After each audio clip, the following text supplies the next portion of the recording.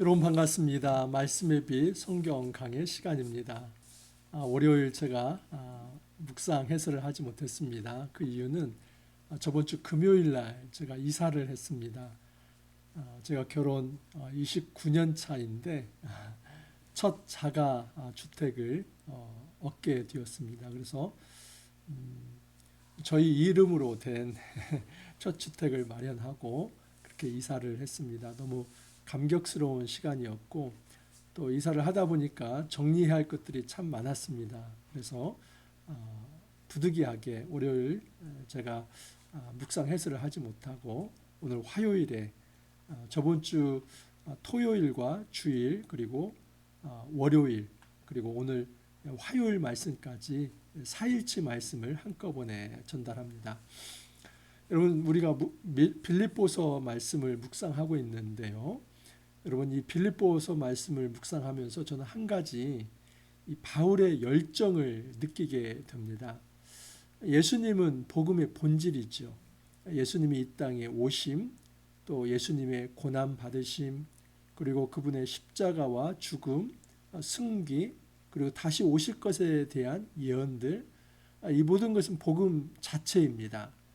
하지만 여러분, 예수님이 이 복음 자체라고 해서 만약에 예수님 당대의 모든 것이 끝나고 전달되지 않았다면 오늘날 우리가 이 복음을 듣고 예수를 믿는 일이 있을까요?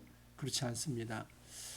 예수님은 복음 자체이신데 중요한 것은 사도들이 그 예수 그리스도의 생명의 복음을 후대에 계속해서 신실하게 전달했기 때문에 오늘날 우리가 그 복음으로 인해서 새 생명을 얻을 수 있다는 사실입니다.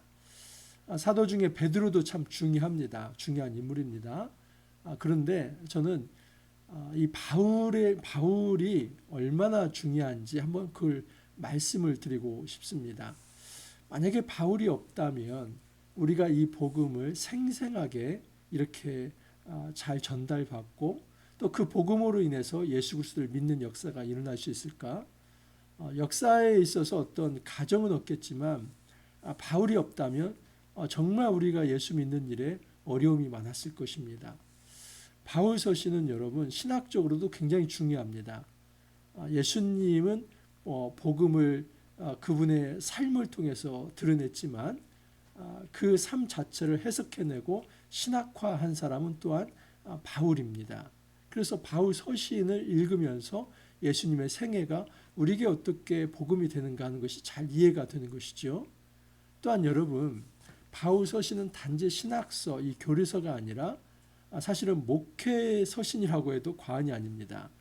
물론 여러분 디모데 전후서, 디도서 뭐 이런 것을 우리가 이제 목회 서신이라고 하지만 바울의 13개 서신 자체가 저는 목회 서신이라고 해도 과언이 아니라고 생각합니다. 왜냐하면 각 교회에게 주신 교회를 향한 바울의 절절한 이 마음이 포함되어 있기 때문입니다. 빌립보서 역시 마찬가지죠.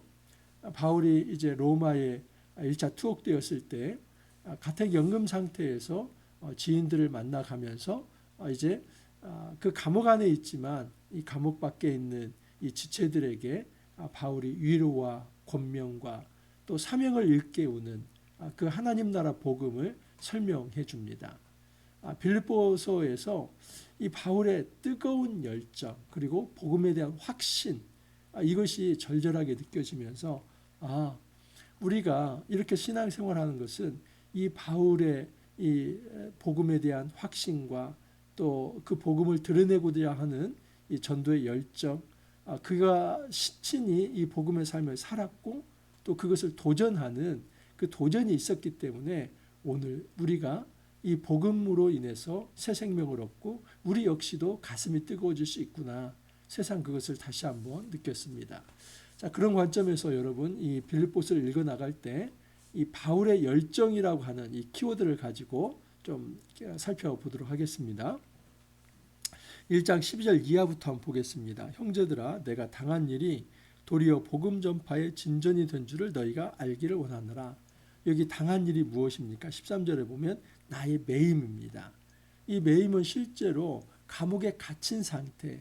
그래서 매여 있는 존재, 이제 감옥 안에서 매여 있는 존재가 되어서 자유를 누리지 못하는 그런 상태를 의미하죠. 여러분, 이렇게 감옥에 갇히고 매인 상태는 결코 좋은 환경은 아닙니다. 그런데 바울은 이 당한 일이 오히려 복음 전파의 진전이 되었다 하는 것입니다. 왜냐하면 이 바울의 복음 하나의 목숨을 걸고 이렇게 고난에도 불구하고 그렇게 복음을 전하려고 하는 그 바울의 모습이 많은 사람들에게 도전이 되었다는 것이죠.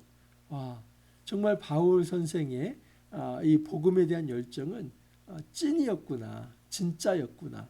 그가 복음에 대한 확신이 있었기 때문에 그가 가지고 있는 그 복음에 대한 확신 때문에 감옥에 갇히는 것도 그렇게 대수롭게 생각하지 않았구나.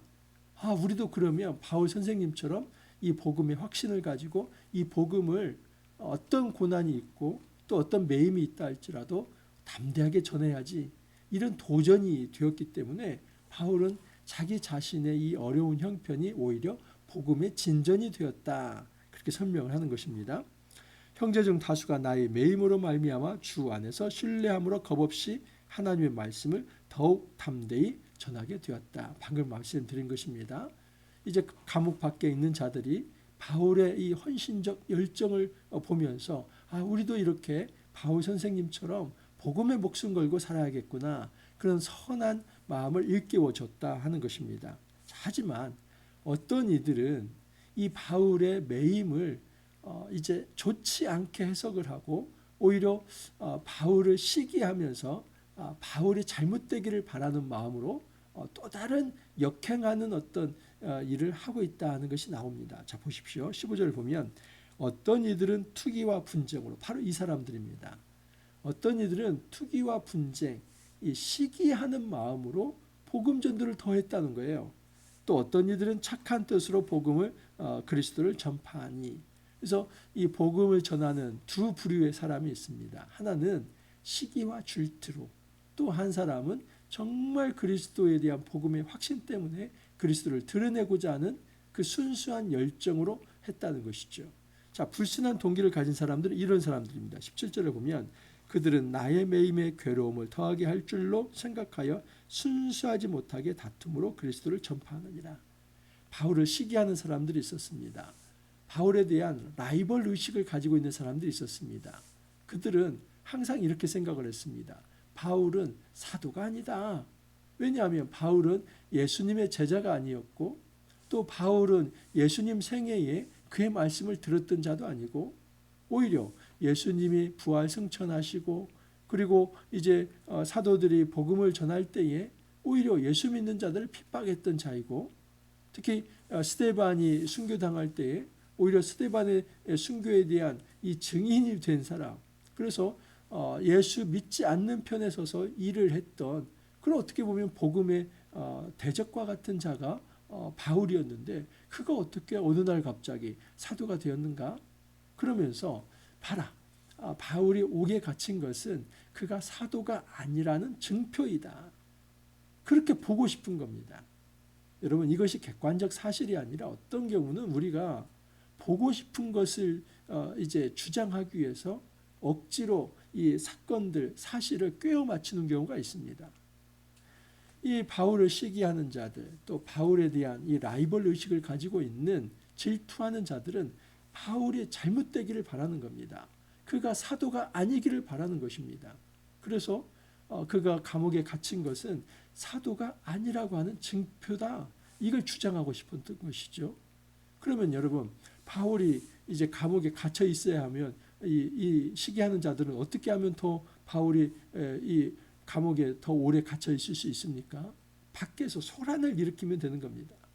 로마 시대에는 소란이 일어나는 것을 제일 싫어했습니다. 그래서 예수 믿는 것을 더 소란을 내면서 복음을 전합니다. 우리가 예수를 전한다 하면서 그 로마 사회에서 아주 소란을 일으키면서 이제 예수를 증거합니다. 그러면 로마 당국이 긴장을 하죠. 이거 그리스도 운동이 별거 아니라고 생각했는데 이 바울이라고 하는 이 수괴를 절대 풀어주면 안 되겠구나. 밖에서 이렇게 소란을 일으킨다면 그들이 떠받드는 이 지도자를 우리가 가둬놔야만 우리가 이 소란을 잠재울 수 있다. 여러분, 그런 생각으로 복음을 전합니다. 그러니까 얼마나 저급합니까? 이런 저급한 목적으로 복음을 전합니다. 근데 바울은 놀라운 큰 가슴을 가지고 있지요. 만약에 이런 시기의 마음으로 복음을 전파한다 할지라도 그곳에서 그리스도가 드러난다면 나는 그걸로 만족하겠다. 보십시오. 나의 간절한 기대와 소망을 따라 아무 일이든지 부끄러워하지 아니하고 그 윗부분입니다. 그러면 무엇이냐? 거칠어로 하나 참으로 하나 무슨 방도를 하든지 전파되는 것은 그리스도니 이로써 나는 기뻐하고 또한 기뻐하리라. 그들이 나의 매임에 괴임을 더하게 할 줄로 생각하여 순수하지 못하게 다툼으로 그리스도를 전파하는데 이런 거칠애로 한다 할지라도 그리스도가 전파된다면 나는 그것으로 기뻐하겠다. 정말 바울의 큰 가슴이죠. 바울은 이런 불순한 동기로 복음 전도하는 것을 용납하거나 그것이 잘된 일이라고 좋게 평가하는 것이 아니라 그들은 그들의 일을 할 뿐인데 나는 거기에 대해서 그렇게 개의치 않겠다. 그렇게 해서라도 그리스도가 증명이 되고 그리스도가 더 전도가 된다면 오히려 그것도 좋은 거 아닌가? 바울의 큰 가슴, 바울의 열린 마음을 표현한 것이지 바울이 이 불순한 동기로 복음 전도하는 것을 좋다고 그렇게 옳게 평가하는 것은 아닙니다. 참 바울의 절절한 마음이죠. 바울이 이 복음에 대한 열정이 없었다면 이 복음이 전달되는 것이 그의 생애의 최고의 목적이라고 하는 이 목적의식이 없었다면 절대 이렇게 할 수 없을 것입니다. 그러면서 바울은 이렇게 얘기합니다. 나의 간절한 기대와 소망을 따라 아무 일에든지 부끄러워하지 아니하고 지금도 전과 같이 온전히 담대하여 살든지 죽든지 내 몸에서 그리스도가 존귀하게 되기를 하려 하나니. 그들이 밖에서 나를 괴롭히기 위해서 나의 매임 이 구속기간을 더 연장시키기 위해서 그렇게 소란스럽게 복음을 전파한다 할지라도 나는 받아들이겠다. 왜냐하면 내가 살든지 죽든지 나는 그리스도를 위해서 사는 존재이기 때문에 그리스도가 전파되는 일이라면 나는 그냥 받아들이겠다. 바울이 복음에 대한 열정을 드러낸 것입니다. 그러면서 바울이 이런 얘기를 합니다. 그러나 만일 육신으로 사는 것이 내 일의 열매일진데 무엇을 택해야 할는지 나는 알지 못하노라. 내가 그 둘 사이에 끼어 있으니 차라리 세상을 떠나서 그리스도와 함께 있는 것이 훨씬 더 좋은 일이라. 바울이 둘 사이에 끼어 있다는 겁니다. 하나는 육신으로 살아가는 것, 또 하나는 죽어서 주님 품에 안기는 것. 근데 바울이 정말 이 문맥에서 놓고 볼 때 더 원하는 것은 뭐냐면 세상을 떠나서 그리스도와 함께 있는 것. 그것이 훨씬 더 좋다는 겁니다. 바울에게 있어서 이 종말론은 임박한 종말론입니다.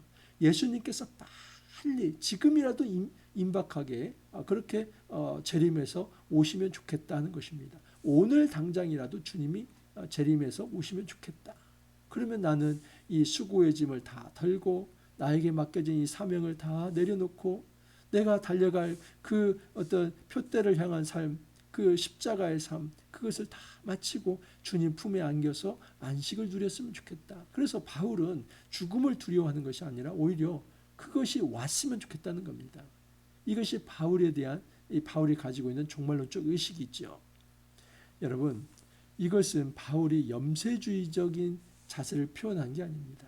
내가 죽고 싶다, 자살 충동이 있다. 그게 아닙니다. 절대 아닙니다. 그게 아니라 그는 죽음을 예찬한 것도 아니라 그런 어떤 내세만을 바라는 그런 어떤 이원론적이나 또 염세주의적 신앙을 가진 것이 아니라 정말 나는 그리스도의 재림을 기다리는 이 종말론적 삶을 살아가는 사람이다. 하지만 이것이 내게 좋다 할지라도 어떻게 내 유익만 챙길 수 있는가? 만약에 내가 살아서 이 교회에 조금이라도 도움이 된다면 내가 지금 살아서 수고스럽더라도 복음을 전해야 하지 않을까? 그래서 그 사이에 내가 끼어 있다 이렇게 말을 하는 것입니다. 내가 육신으로 있는 것이 너희를 위하여 더 유익하리라. 내가 살 것과 너희 믿음의 진보와 기쁨을 위하여 너희 무리와 함께 거할 이것을 확실히 아노니. 바울이 살아갈 목적은 어떤 내 자신의 유익이 아니라 그리스도인들이 좀 더 나의 이 헌신을 통해서 유익을 얻는다면 내가 힘들더라도 사는 편을 택하겠다. 그래서 바울에게 있어서 인생의 삶은 그가 어떤 자기의 쾌락을 즐기고 또는 누리기 위해서가 아니라 이 교회가 잘 되는 것을 위해서 헌신하고 싶어서 조금이라도 기여하고 도움이 되고 싶어서 살겠다. 그 삶의 의지이고 삶의 자세입니다. 자, 1장 27절에서 2장 4절을 보면 핵심 키워드는 바울이 너희는 복음에 합당한 삶을 살라 이것입니다. 자, 27절을 보면 오직 너희는 그리스도의 복음에 합당하게 생활하라. 복음에 합당한 삶, 그것이 무엇입니까? 그것은 29절 이하를 보면 다만 그를 믿을 뿐 아니라 또한 그를 위하여 고난도 받게 하려 하심이라.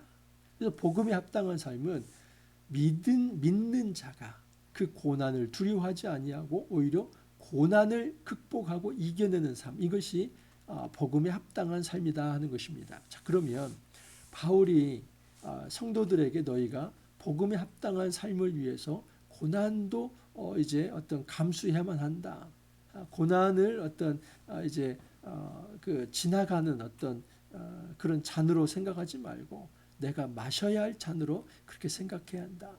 바울이 이렇게 권면을 할 때 바울은 나는 가만히 있을 테니까 너희가 내 제자들이니 너희들은 이렇게 살라 그렇게 얘기하지 않습니다. 마치 예수님께서 나는 이 땅에 섬김을 받으러 온 줄 아느냐?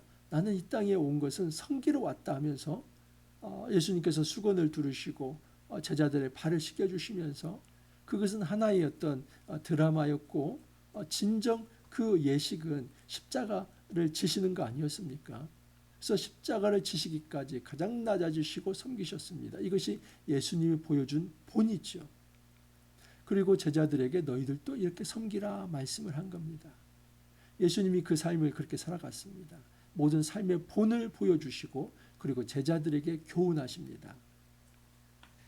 바울도 마찬가지죠. 바울은 복음에 합당한 삶, 고난을 받는 삶, 그 증거가 지금 감옥에 매여 있는 것이죠.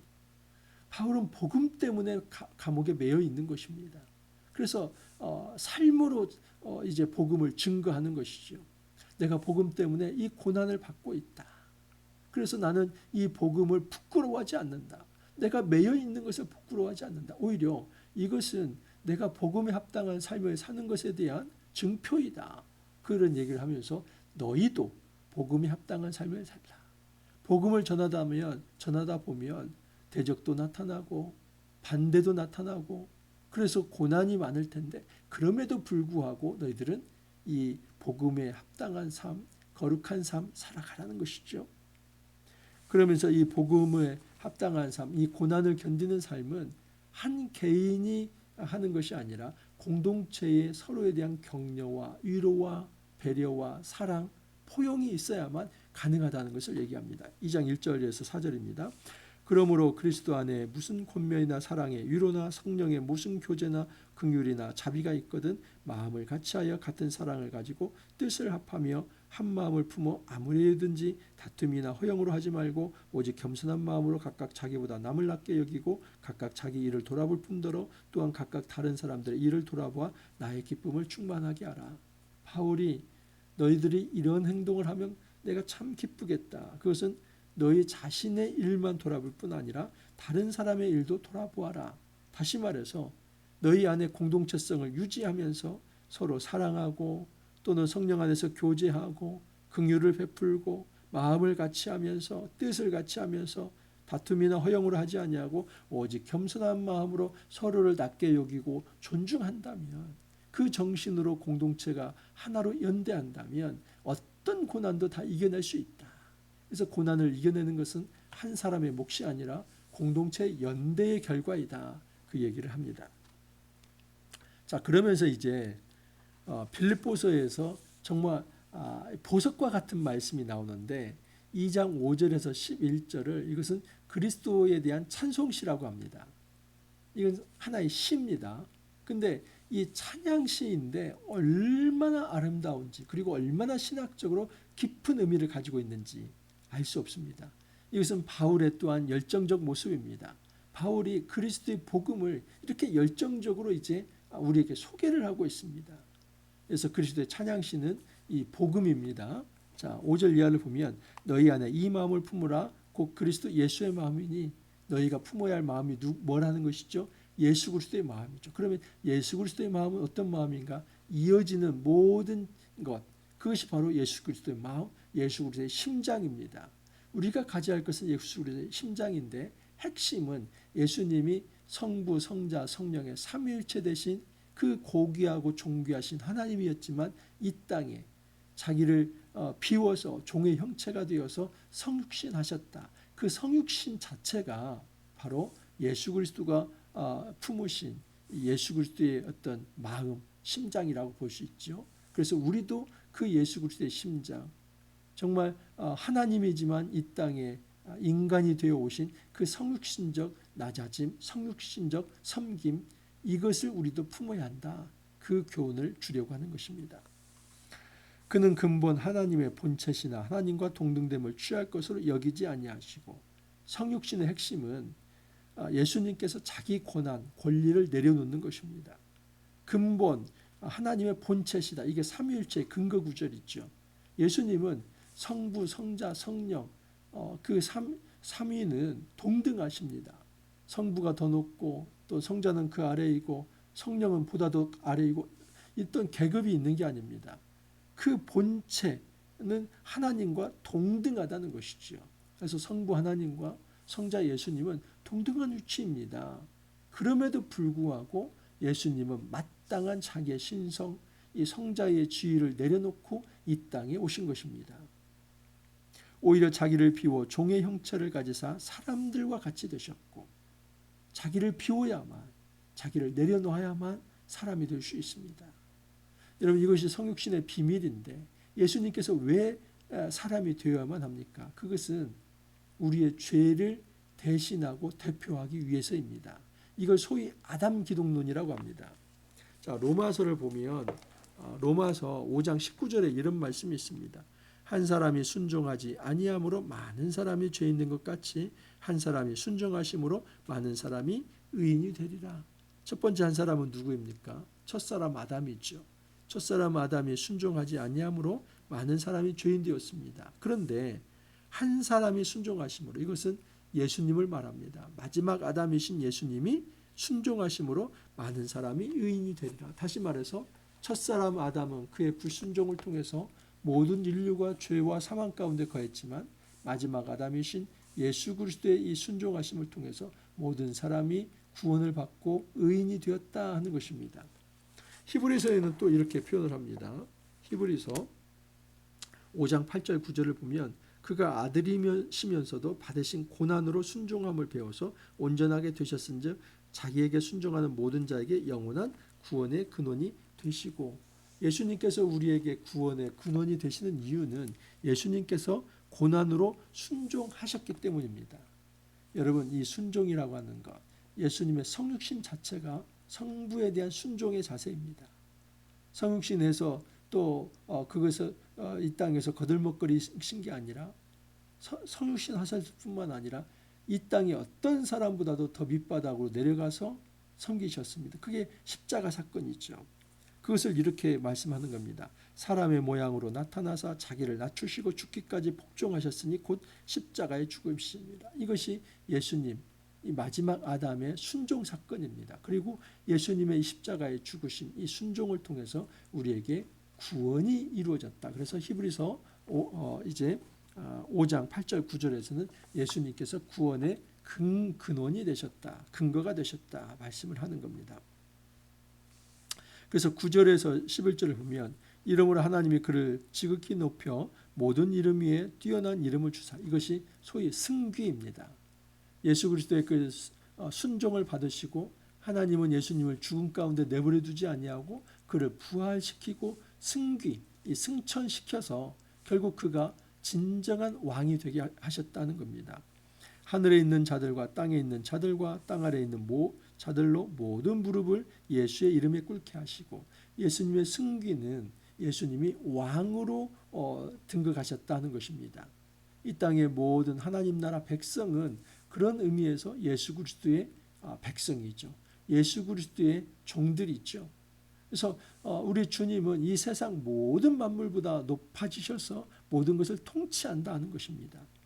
모든 입으로 예수 그리스도를 주라 시인하여 하나님 아버지께 영광을 돌리게 하셨느니라. 이것이 바로 하나님 나라 회복입니다. 첫사람 아담은 자기의 불순종을 통해서 하나님 나라가 깨어졌습니다.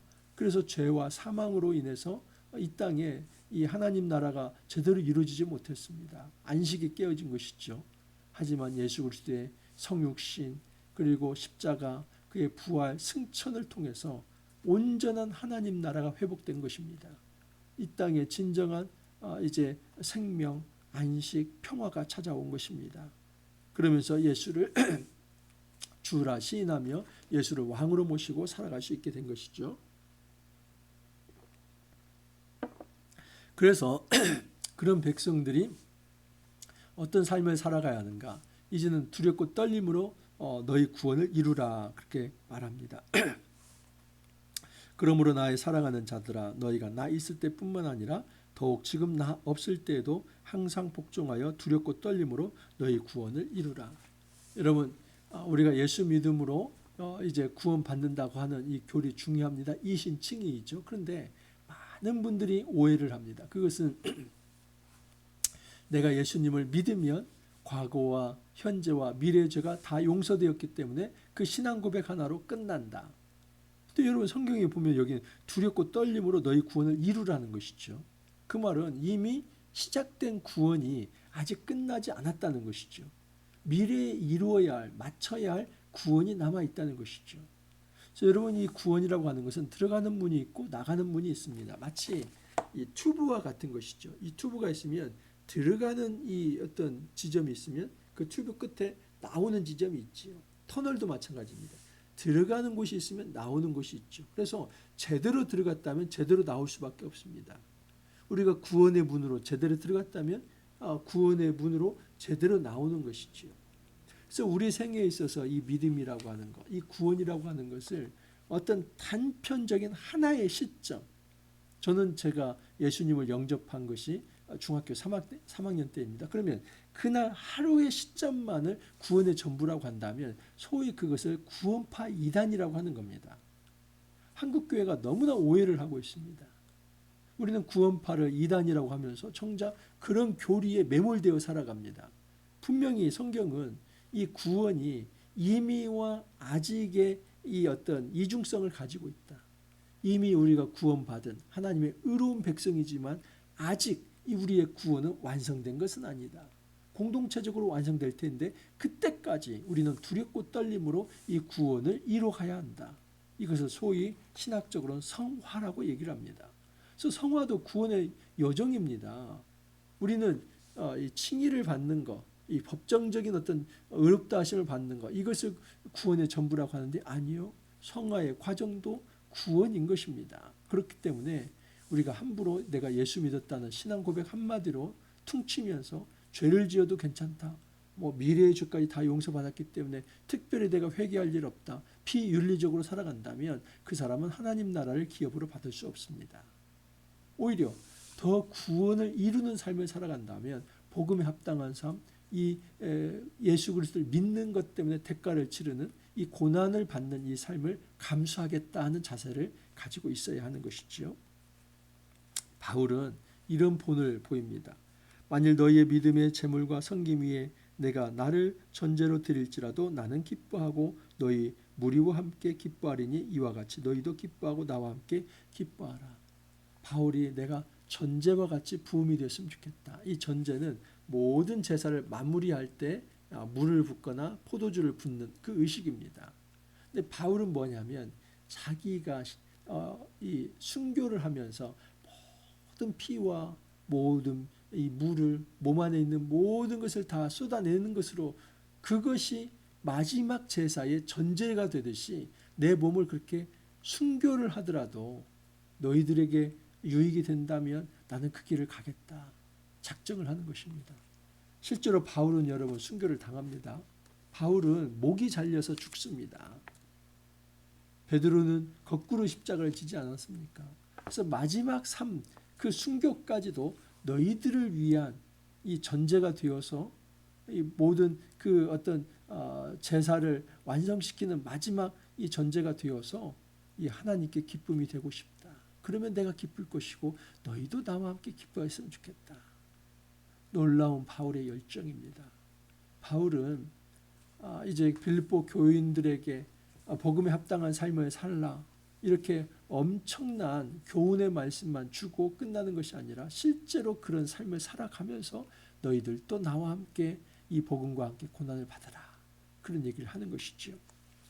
내가 디모데를 속히 너희에게 보내기를 주 안에서 바람은 너희의 사정을 알므로 안위를 받으려 함이니 이는 뜻을 같이하여 너희 사정을 진실히 생각할 자가 이밖에 내게 없습니다. 바울이 디모데를 먼저 파송하고 싶어 합니다. 그래서 이 디모데는 나의 사정을 가장 잘 말해줄 수 있는 사람이다. 바울은 여러분 디모데 빌립보서 시작할 때 어떻게 시작합니까? 바울과 디모데를 하나의 동역자로 소개하며 시작을 합니다. 그리스도 예수의 종 바울과 디모데는, 그래서 바울은 분명히 선생님이고 디모데는 제자인데 동급에서 바울과 디모데는, 그래서 바울은 디모데를 단순히 어떤 자기가 부리는 제자, 종, 사역자가 아니라 동역자로 보고 있는 것이지요. 그런 디모데한 이 추천서가 이렇습니다. 이는 뜻을 같이하여 너희 사정을 진실히 생각할 자이다. 그들이 자기 일을 구하고 그리스도 예수를 구하지 아니하되 디모데의 연단을 너희가 안 하니 자식이 아버지에게 함같이 나와 함께 복음을 위하여 수고하였느니라. 모든 사람이 주를 떠난다 할지라도 이 디모데는 한 번도 주를 떠난 적이 없고 그 연단을 받으며 고난을 받으면서도 끝까지 나와 함께 복음을 위해 수고한 자이다. 그렇기 때문에 이 디모데가 너희들에게 간다면 너희가 그들을 잘 맞아줬으면 좋겠다. 그래서 바울이 디모데를 파송하고 싶어하고 디모데한 추천서를 씁니다. 자, 그런데 디모데보다 먼저 가야 할 자가 있다. 그게 바로 에바브로디도이다. 왜 디모데보다 에바브로디도를 너희에게 먼저 파송하려고 하는가? 그 이유를 이제 설명을 하고 있습니다. 그러나 에바브로디도를 너희에게 보내는 것이 필요한 줄로 생각하노니 그는 나의 형제요 함께 수고하고 함께 군사된 자요 너희 사자로 내가 쓸 것을 돕는 자라. 그가 너희 무리를 간절히 사모하고 자기가 병든 것을 너희가 들은 줄을 알고 심히 근심한지라. 그가 병들어 죽게 되었으나 하나님이 그를 긍휼히 여기셨고 그뿐 아니라 또 나를 긍휼히 여기사 내 근심 위에 근심을 면하게 하였느니라. 에바브로디도는 이 빌립보 교인들이 헌금을 모아서 바울에게 가져온 것이 있습니다. 그것을 전달하는 전달책이었습니다. 그러면서 이제 바울이 옥에 갇혀 있으니까 바울을 돌보는 상황이었는데 그 먼 거리를 오다가 에바브로디도가 병을 얻었습니다. 그래서 거의 죽을 병을 얻은 것입니다. 그런데 한번 생각을 해보십시오. 이 선한 사역을 힘쓰다가 또 바울을 위해서 이 헌금을 가지고 온 것을 또 예루살렘 그 어떤 흉년을 위해서 이제 헌금한 입는 것을 전달한 그 아주 중요한 사명을 감당한 자가 그것을 마치고 그냥 죽는다고 한다면 이 교회 공동체가 얼마나 실망하겠습니까? 그 시리에 차겠습니까? 도대체 예수를 위해서 그렇게 헌신한 사람이 왜 그렇게 병을 얻어서 죽어야만 하는가? 그렇게 아마 시험에 빠질 수도 있을 것입니다. 그래서 바울은 이런 얘기를 하는 겁니다. 에바브로디도가 그 죽을 병에서 다시 살아남은 하나님이 우리를 긍휼히 여기시고 위로하신 것이다. 하나님이 우리와 동행하신 표이다. 때로는 여러분 바로 이런 차원에서 기적도 일어나는 것입니다. 저는 우리 주변에 일어나는 기적이 단지 한 사람을 구원하는 것이 아니라 공동체 전체에게 위로의 말씀을 주시기 위할 때가 있다는 것을 많이 느낍니다. 그래서 우리 하나님께서는 어떠한 개인, 공동체에 정말 이 힘든 분들이 있습니다. 근데 그들에게 하나님께서 기적도 베풀어 주시고 또 그들을 살려주심으로써 결국 그 한 사람이 아니라 공동체 전체가 힘을 얻고 다시 살아나게 하신다는 것입니다. 이것이 하나님의 능력이죠. 그래서 바울은 에바브로디도가 다시 살아난 것이 자기 개인의 기쁨일 뿐만 아니라 이것은 공동체에게 먼저 알려야 할 이 복음, 복된 소식이기 때문에 내가 디모데보다 에바브로 디도를 너희에게 먼저 보내겠다. 이런 얘기를 하는 것입니다.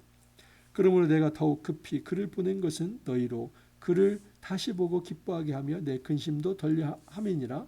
이러므로 너희가 주 안에서 모든 기쁨으로 그를 영접하고 또 이와 같은 자들을 존귀 여기라.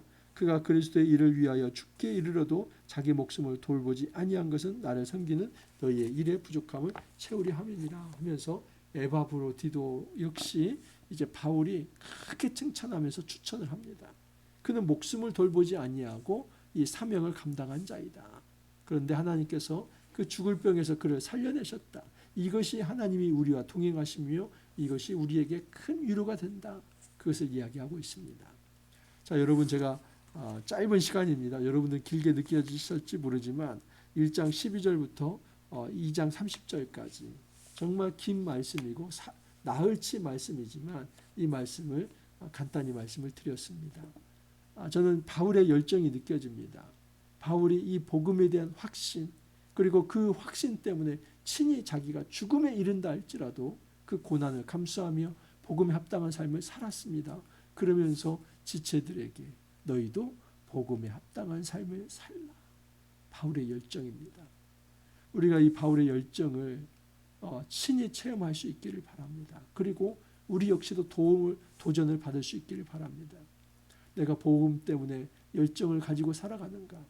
이 복음 때문에 이 고난에 대해서 이기고자 하는 그런 의지가 있는가?